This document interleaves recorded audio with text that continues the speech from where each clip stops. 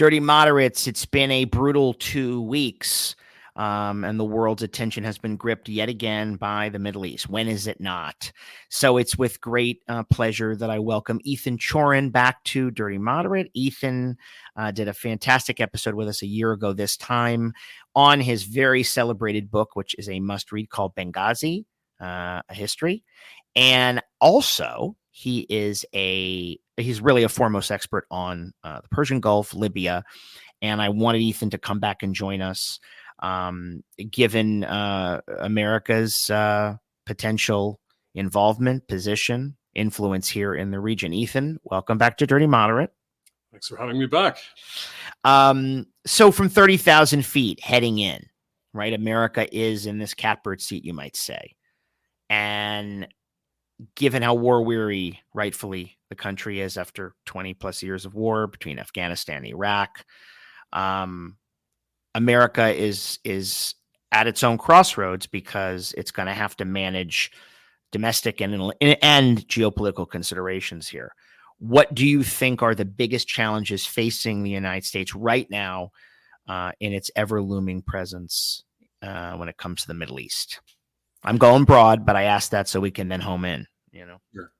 Well, I think the current conflict shouldn't have been a surprise. There were indications that something like this might happen, and I think it's an indication that you can't take your eyes off the ball on this one. So I think the United States at the moment is in a very delicate position.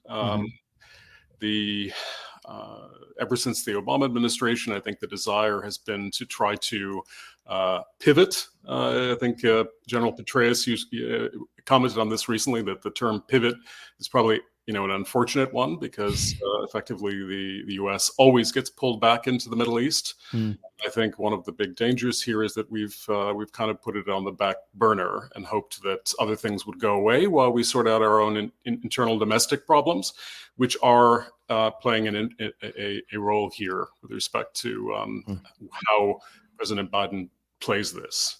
And I think he tried to balance the empathy for the Palestinians and Arabs more generally with a strong expression of support for Israel.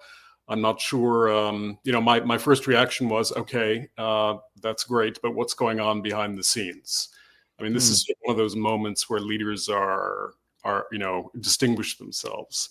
And while I don't think, he's got, the Israeli mindset right now, Hamas did an excellent job and horrific job of pressing all of the Israelis' deepest emotional buttons. So, you've got a far-right government in Israel that certainly is on the warpath, out for blood. And of course, Hamas, one has to be sympathetic with the Israelis. That action, as has been noted, the Hamas attack on 10/7 was the equivalent of multiple, in proportion to the population, to multiple 9/11s. But you've also had this interesting sort of counter trend in Israel, if you call it that. I'm not sure that's it's of a piece, but of great a sort of a national mobilization to try to get the hostages back. I'm not sure that I think the Israelis, I think the government realizes it, and I'm not sure there's this sort of internal sort of conflict, because I'm not sure that the invasion of Gaza will accomplish that goal. So how many, and I don't think that it will, without certain provisions, I don't think that it will destroy Hamas. I think what it'll do is, that's exactly what Hamas wants, is for Israel to respond with excess. And that's exactly what Al-Qaeda, tried to get the United States to do, and successfully, is to engage in an ideological war. And one has to differentiate. I know there are all kinds of arguments flying all back and forth, and it's very hard to separate the emotion out of the sort of basic logic of this. But I think one hopes the Israelis will think a few steps ahead, and that the United States will too. And I think that the as Jude Haas wrote, and I think Thomas Friedman, that you have to.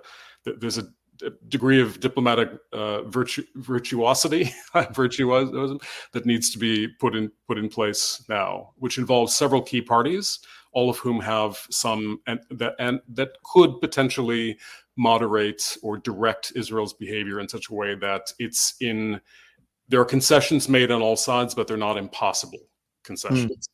Right. That's such a thin line. It is. It is. I mean, then listeners know how I feel, just as a pro-Israel person. But the other thing that I think is very key that I think people have to know is the reality of the actors that we're dealing with here, right? I think I'm not calling for World War III.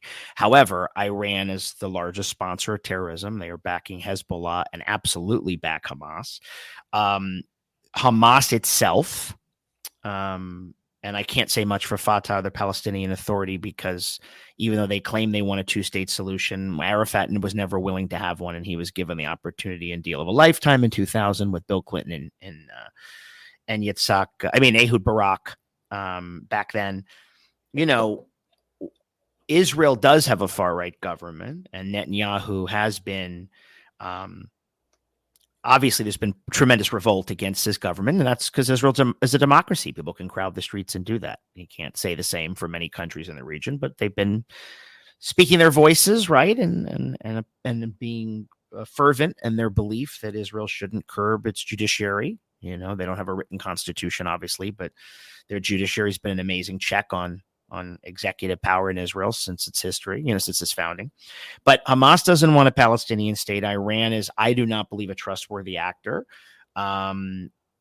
Egypt is obviously deeply concerned about its own feelings about Hamas because of their cousin to the Muslim Brotherhood in Egypt, going back down where Sadat, even one of the Egyptian leaders said, "Let them all die," as in Hamas. He said that over the weekend. I don't know if you saw that. So you've got a real issue. I'm laying it out not to call for military action in one part of the world, but I'm saying the United States, I do think, has to tread very carefully, very, very carefully, because, I don't think that regardless of what happened in Iraq and Afghanistan, I just worry that when an attack like this happens, whether or not Israel was weak, whether or not Hamas took advantage of it, it's not as if Hamas hasn't been firing rockets into Israel forever. It's not as if terrorist attacks haven't existed. It's not as if every land for peace deal was scuttled. You know what I mean? So I do feel we're at this kind of depressing cul-de-sac, right? Because I don't want to see a wider conflict. I do want Israel to defend itself. I'm also of the belief that, it may take time, but you could argue Al-Qaeda and ISIS, though terrorism as an idea probably can't be defeated. Organizations can be defeated. That's sort of my point of view. And I say all this to say America has to really look carefully at not just how it handles Israel and Palestine, but how it deals with actors like Iran going forward, given that they are not I really worry about Iran. I mean, again, I not the Iranian people. I worry about the Mullah-led government, and I was always very skeptical of the Obama-Iran deal, and I was skeptical of this $6 billion that they suddenly froze. Why would we be giving them money? Yeah, well, I agree with I'm just trying to actually understand why we would do that and then say, oh, well, yeah, we should freeze it there. I argue that although I think Biden's been very good on this and very good in Ukraine, I just don't want them. There's no easy answers, but I do think that I sometimes think they can be a bit too careful. As you know, I argue in my book about Benghazi that incident ramped up risk aversion to a high degree. It was already there, and it was a major factor in polarizing U.S. Domestic political environment. This is what's going on now is a lesson in short-term, the short-term nature of American foreign policy. I think I was very supportive of some of Obama's domestic policies, but I thought that the Obama administration was I don't know, a bit naive on the I agree. foreign policy side, and And certainly on Russia, they were. Remember, certainly on Russia, and certainly on in terms of the approach to the Middle East. Right. I think I agree. I also think that I'm not going to tie everything back to Benghazi, but I think that certainly that had some part in this. But the escalating risk in the region led the administration to try to I think make some shortcuts. And I think the major problem with the JCPOA, the Iran deal, was clever in some respects and focusing on the nuclear problem specifically and not including all of these other elements that were going to be complicating. But at the same time, we didn't push back on the Houthis, the Hezbollah, or any of these other the Shiite. Houthis are the Iranian-backed rebels in Yemen. Is that right? Right. And initially the Iranian the Houthis and the Iranian regime are of two different parts of the Shia spectrum. They don't typically get along with one another, and the Houthis had gone and actually asked for Iranian help at the beginning of the Arab Spring and were turned down. And then essentially we were so caught up with other things and the drone warfare in Yemen, which we didn't understand the impact of that either, that essentially these are the dangers of not paying attention consistently. And I think and now it's not been talked about very, at least I haven't been on the receiving end of it. Iran has essentially is considered to have reached technically the breakout capacity. Yeah. So, but now what I want to ask you, because I loved your book on Benghazi for this, because I thought it was a book that was by no means partisan, but was willing to break like the Obama worship mold, that surrounded his foreign policy, that also seemed to be weirdly exalted because of Trump's incoherence, if that makes any sense. Trump came in and then everybody, which I appreciated, because I thought it was so lucid and you were there. Tell me more why you think the Obama administration was naive when it came to the Middle East. Just give us a little more specifics, because those of people may not have heard, and I keep saying everybody going to go back and listen to his Benghazi episode and this one. So just elaborate a little bit on that, because I have a question about something about that to follow. Well, I think it's very relevant to what's going on with Israel right now. I think that there was a certain degree of, and again, this term is overused, but trauma on the Democratic side with respect. Obama was elected in part due to the American great sort of being fed up with the Iraq War and constant conflict in the Middle East, and he promised, again, a pivot away from the Middle East. Right. And I think I think constantly on the Democratic side was this fear that the Republicans would use anything related to terror or the war on terror or security vulnerabilities against them.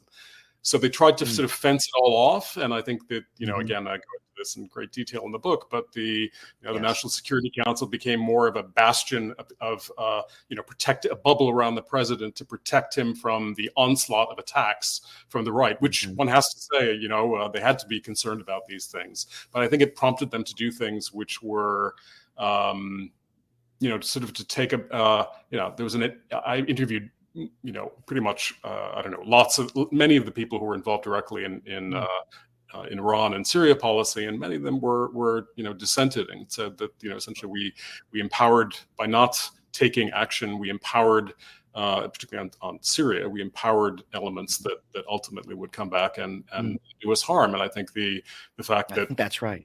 I tweeted that today. It was tweeted that Blinken said the U.S. will absolutely get involved if lines are crossed, whatever. It was some generic statement. Oh, no. So I tweeted back. Well, I can actually say what it said, and I'll tell you what I wrote to your point. Again, this is what I'm talking about. Are we going to be clear, or are we just going to do mumbo jumbo? Okay. The headline was Blinken says U.S. is ready, quote unquote, to get involved in Israel-Hamas war if line is crossed. We won't hesitate, are the words. So I tweeted, okay, but don't shit the bed. like Obama did with Syria, where he declared chemical weapons a red line, and when Assad actually used them, he retreated. That does not mean I want a larger war, but don't come out and say that and then retreat from a position of power that you proclaim you have. I think those things have great repercussions in geopolicy, in foreign policy and geopolitically, but especially in the Middle East. That's by being, one of the questions is there some greater strategy, or are we making it up as we go along? Well, that's what I mean, The Israelis, so right. If that's a line you cross, okay. And also, if you don't want a larger conflict, and I think I can say that I don't, of course, I don't want to have a war with Iran. Why would you say that? In other words, without even defining, at least Obama, there was sort of a definition of what the red line was. And I think his inability to live up to his promises hurt him, his credibility. But that, again, it's just a headline. It was a CNN headline, but it's incredibly vague. Maybe it's taken out of context. I think, as I said, Biden and Blinken have been pretty clear, but that's not helpful. And I know we live in a fast food society with social media, but that's why I responded that way. Yeah. Well, all of these, as has been said, every single word that is uttered by the United States and officially now is sacrosanct, right? Every word matters. Right. But with this, it's sort of, with these kinds of conflicts become opportunities. I don't want to sound Pollyanna-ish, as I've been accused of numerous times, but I think, I think I'm fairly hard-nosed when it comes to certain things. But there was an opportunity it's very complicated. Trying to sort of project back to Libya, there was theoretically an opportunity there in terms of and it all revolved around, do you have a plan for the day after? And we didn't in Libya, and the president acknowledged that later. But the costs of that were enormous. I mean, not only did Benghazi fall to extremists, but Libya then followed a path of self-destruction and division, which has led to at least indirectly, to this massive tragedy in Derna with the floods that killed more than 11,000 people. Everything is connected. The recent floods, you mean, that we heard about it? Yeah. And there again, I mean, this is huge disaster, and we're trying to catch up on every level, and that disappears from the screen. And of course, the geopolitical consequences of that are are completely dwarfed by this. So, as you were saying, I think what I hope is that behind the scenes there is an effort to try to engage the Saudis, who have a major part to play here, the Qataris, who have been played a sort of an undermining role for a long time, but still have direct links to Hamas, and have been. That's where the Hamas leader apparently lives. The political leadership, yes, and they've been funding Hamas for. That's been their remit, with the blessings of the United States. Can you explain something else to me that I actually, as a host and a student, I consider myself, not entirely dumb. Can you explain to me why the money is in a Qatari bank account from South Korea? I never understood this $6 billion. Why is it there? I just can't. Oh, with respect to Iran? Yes. Do you happen to know? Is there a clear explanation? If you don't, that's okay, because I can't. No, I don't want to misspeak on that account. But basically, Qatar has been designated the sort of the go-to. It's got extensive contacts with all of the radical and less overtly radical groups in the region. So I think the logic there is that they can be useful, and they can be useful certainly at this point in time, and particularly in terms of negotiating for the hostages. But that also is tied back to the question of whether Israel is going to invade Gaza, and is there a stop gap for that? Is there a signal? Because I think that is going to be a morass that Israel cannot. It's simply a situation from which Israel cannot win. And it's so that I say. So the question is for how do you appeal to the well, the Saudis, for example, have clearly this attack on 10/7 was precipitated, at least in part, by the desire of Hamas and other groups to derail the Israel-Saudi deal. Saudi deal, right? And I recall back when the Abraham Accords were being negotiated, were being put in place and signed back in 2020. The perception, I think that followed on a series of polls that were done largely in the States, regionally, that showed that the Arab world was really enormously tired of seeing Palestinians,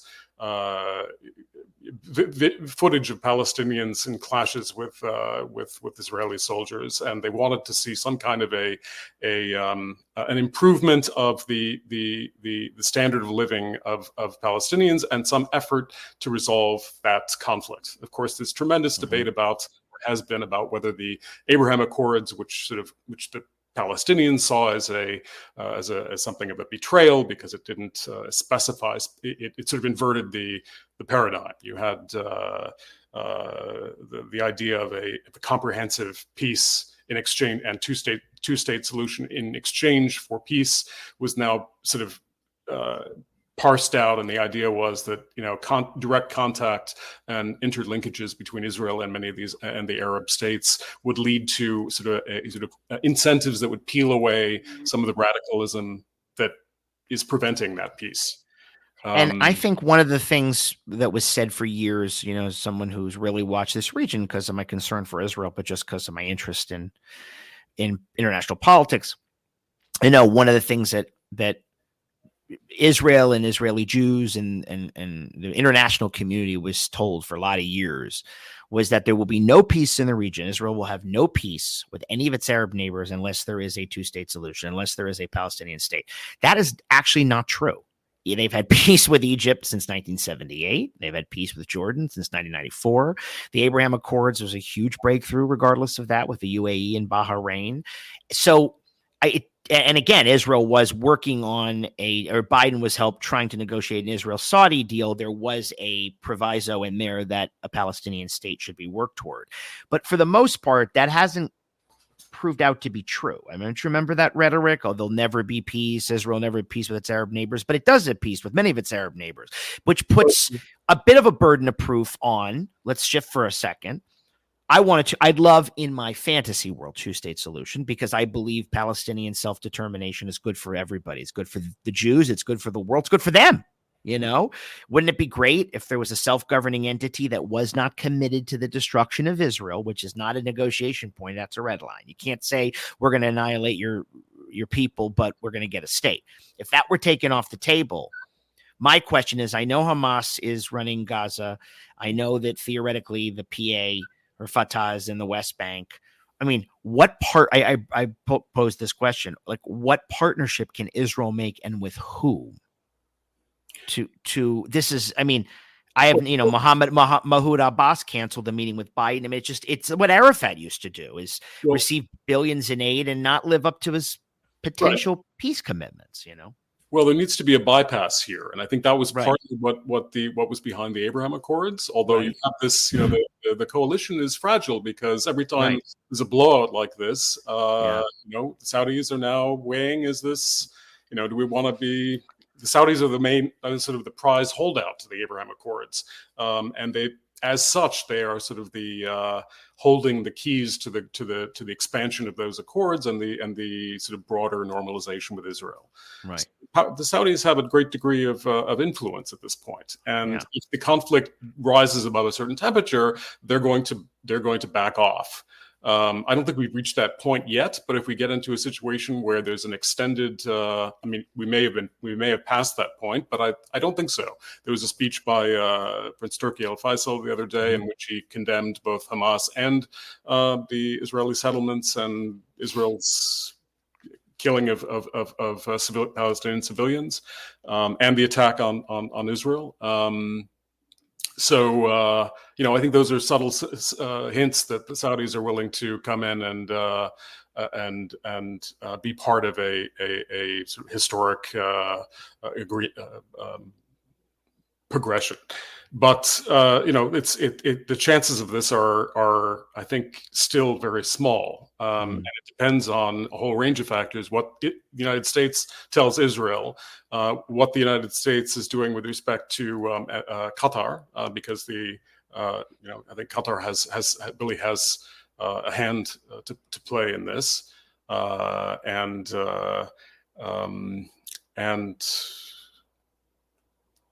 what the proposal, so Israel, Saudi, Qatar, and with respect to the Palestinians, of course, the major problem is that there is, as you just said, there is no one to talk to exactly. Well, right. I mean, let's say, and to the point, and I take Friedman's column, I take his point. I read it. It was in your Substack, and I appreciate the sentiments of it. He's certainly an expert in the area. But let's argue for a second that Israel does not launch a ground invasion. There is let's call it no retaliation for this massacre, the largest massacre of Jews since the Holocaust. And like you said, equivalent of about, 40,000 Americans. There's there's 9.3 million Israelis. There's, so it's like 35 Americans for every Israeli, or whatever that math works out to be, something like that. But no retaliation. Well, there has been a retaliation. The question is... Well, no. What I mean is no ground invasion. Excuse me. Right. No ground invasion. Okay. Yeah, how do you... Hamas, you think... I mean, what I'm trying to understand is, again, I know it's always an impossible situation in this region. But so then Israel just goes back to business, and Hamas... I mean, Israel's the Iron Dome.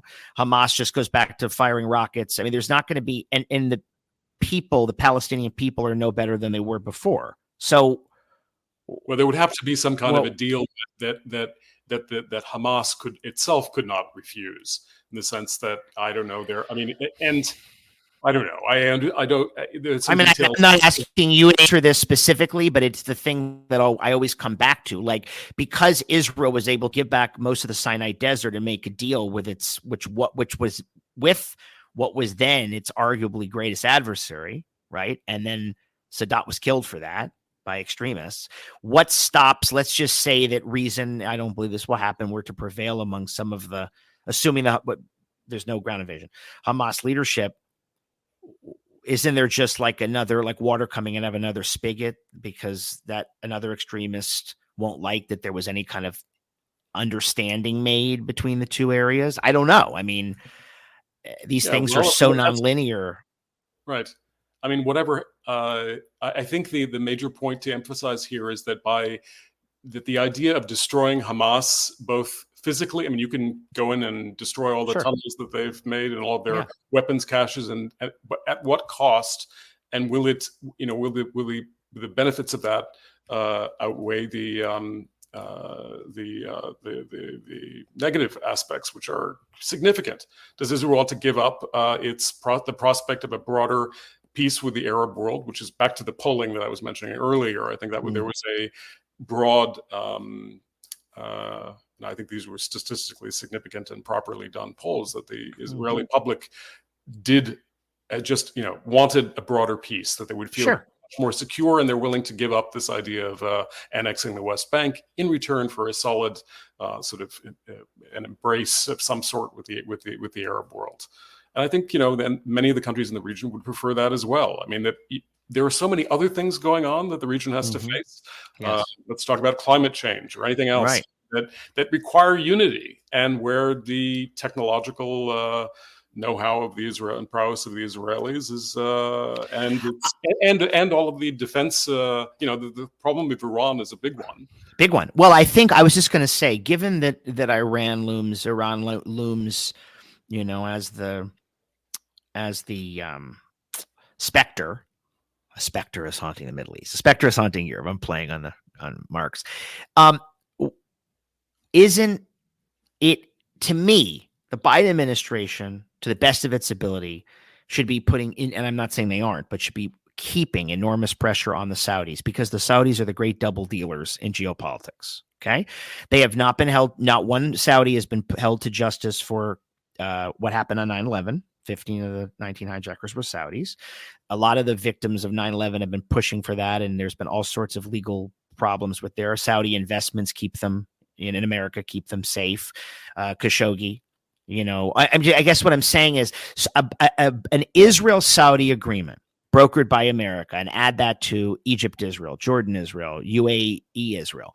Doesn't that make the strongest bulwark against a lethal Iran in the region? Isn't that the best thing that could happen aside from whatever happens with Israel and the Palestinians? I think that would be a very positive development. Obviously, you don't want to open the bank, but I mean, it would seem like that to me. The Saudis, need to be pushed. I know that they're the last holdout or the capstone of the region, but hey, they look at the Qataris, for example. I mean, we have no one talks about that. That's true. They don't. The U.S. basically, the Qataris have been brilliant in terms of their long-term geopolitical strategy. They invited the American military in after 9/11, after the start of the Iraq War, right. And they essentially enjoy a military shield. Their biggest concern is that as a tiny state, one of the others will come and swallow them up. And they've used the Muslim Brotherhood and other organizations as another sort of bulwark. It's not an ideological affinity, but it's a bulwark against. It's a defense mechanism, which can be. And so we're in this position where we're using them as. Every power in the region has some, and I would argue the United States as well has not been has done things that are not consistent with what one would like to see.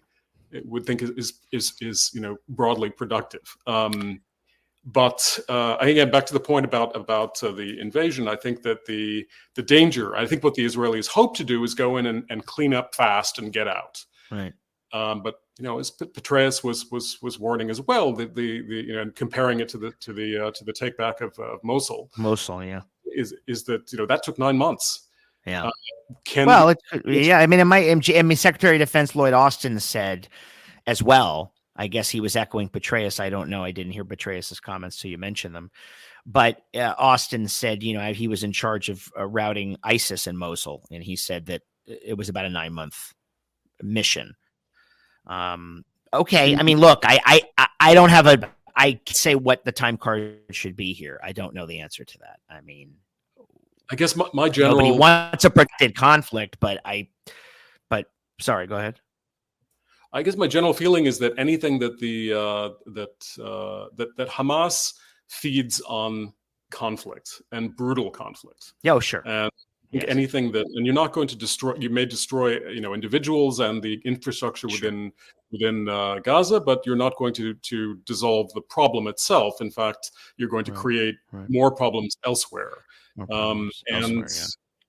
So I mean, it's in some ways it's so I don't know. I can think of various sort of scenarios in which there's sort of a save at the last minute that gives that sort of gives everybody face saving in some way without causing more and more damage. But it's very tricky. Very tricky. And, yeah. It also requires, part of the problem is that every single one of these states, including the United States, has a domestic political headwind that they have to deal with. Of course. So, of course. Somebody would have to make or a collection of people would have to make leaders would have to make a very, take a risk, a political risk, which will have momentous consequences if they get it wrong. And as you said, anything can happen that would inflame public opinion on one side or the other. And it's like the same thing. Look at what the effects of the Rabin assassination. Oh yeah, sort of like everything was relying on his initiative, and there wasn't a strong enough substrate to carry him past. Yeah, I mean, it's a very good point. I mean, Sadat was killed for making that amazing deal with Menachem Begin, and Jimmy Carter, I think, is crowning achievement, Camp David Accords. And Yitzhak shook the hand of Arafat on the White House lawn, and he was murdered by an Israeli extremist, a year later, I think, or 2 years later. I think it was 1995, and Oslo was 1993, or that version of Oslo. I mean, in conclusion, I ask you. One more. Yeah, sure. I think the hostage situation is heart-wrenching and interesting in the fact that, I don't know, I've been bombarded with social media, Facebook posts that are humanizing the hostages in a very poignant way. You had Sure. set up chairs for every and talked about the individuals behind this, and I think that psychologically, otherwise for the sake of the hostages, that is an important factor here. That actually the Israelis that a fair bit of attention needs to be paid to that should be a priority. Absolutely, but I think that that was sort of my concluding question to you as we reach the end point here of our conversation, at least this edition of our conversation. We'll have you back again. With the hostage situation, I was hearing today, that potentially there'll be the release of 50 hostages who are non-Israeli. They'll release some British and French. Of course, by the way, I keep telling people there's innocent people from Thailand and Argentina there. This isn't just holding a bunch of Jews captive in a basement or something. I mean, they went up and just picked up who they could. By the way, what I don't like about this is that let's see if the 50 walk free. This gives me Major Entebbe vibes. The raid in Entebbe when Idi Amin, released the non-Jewish hostages famously and kept the Jews there until the Israelis came and routed them. Of course, Jonathan Netanyahu was the only Israeli killed in that operation. That's Benjamin Netanyahu's older brother, and that factors into the psychology of this. But I get worried when I hear we're releasing 50 hostages as long as they're non-Israeli, because then Hamas can play Hamas is playing this too. Yes. It's just Raid on Entebbe vibes to me. If people don't know, look it up. Raid on Entebbe Airport, Uganda, in 1976, after an Air France plane was hijacked by what was then the PLO and some other extremists. Look it up. But Ethan, before we go, let me ask you this. No, I did to that point. How do you feel the Biden administration has been handling foreign policy in the Mideast so far?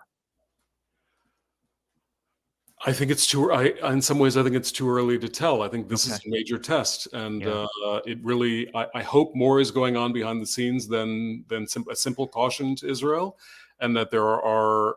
This requires. Also, if you look at Biden's previous approach to the Saudis, I don't think that. I think that made things more complicated. He's trying to deal with a domestic audience and a Middle East audience, and that is trying to do both is very difficult. I hope that there is some creativity behind the scenes, and that all of the actors in here that have influence can see that there is that there potentially could be a common a better outcome than that. The costs of having this spiral out of control are too great, and that there's an opportunity here. I mean, if you look at the Abraham Accords, for example, that took place after Trump came in and said and essentially endorsed Netanyahu's plan for further annexation of the West Bank. So the Emiratis came in and used that and said, "Okay, look, we're at a crisis point here. Let's do a deal." Now that's a too simple comparison, but it's. Again, I am unfortunately I am pessimistic about what's going to happen here, but I do hope that there's more going on behind the scenes. Yeah. Well, I share your pessimism, and as I always say, we have to live in the world we're living in, not in the world we want to live in. Because if we don't do that, then we end up in a world we don't want to live in. I know that sounds like a word salad, but you catch my drift. If we insist on utopias, we end up with barbarism and chaos. And consistency is very important. This is one of the things. My themes is that if you turn your attention away from the political cycles in the U.S. and Europe are so short, and everything else, that you essentially every administration starts almost from scratch with some background theme music going on, and that is, you can't run a consistent policy and remain a superpower with that kind of noise level. Ultimately. Indeed. Well, Ethan, you're a sage of the Middle East and a friend of the show. We, of course, will have you back, folks. Ethan Chorin was joining us. This is Dirty Moderate. Thank you for this special edition as the Middle East war rages on, sadly. Until next time, folks, have a good one. Thanks, Ethan. Thank you very much.